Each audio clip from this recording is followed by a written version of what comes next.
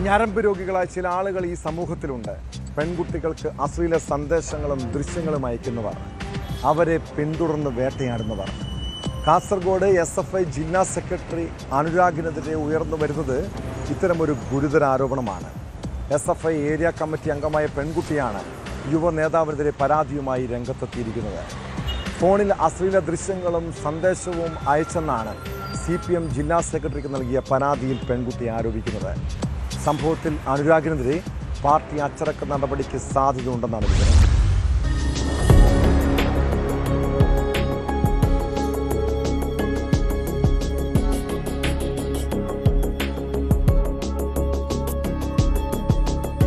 SFI Kasaragod ജില്ലാ സെക്രട്ടറിക്കെതിരെ CPIM ജില്ലാ സെക്രട്ടറിക്ക് പരാതി നൽകി SFI ഏരിയ കമ്മിറ്റി അംഗമായ പെൺകുട്ടി.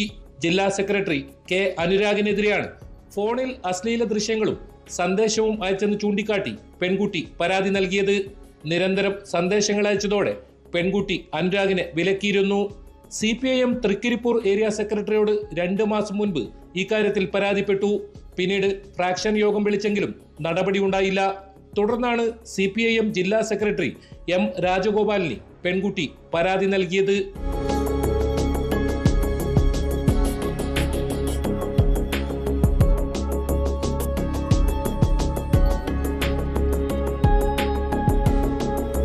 വിഷയത്തെ തുടർന്ന് അടിയന്തരമായി ജില്ലാ ഫ്രാക്ഷൻ യോഗം വിളിച്ചു ചേർത്തിട്ടുണ്ട്.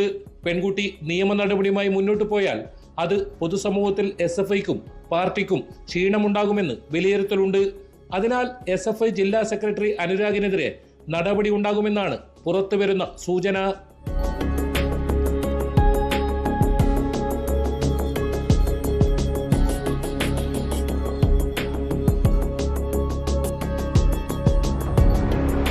News 18 കാസർഗോഡ്. കൂടുതൽ വാർത്തകൾക്ക് News 18 Keralam YouTube channel subscribe ചെയ്യുക.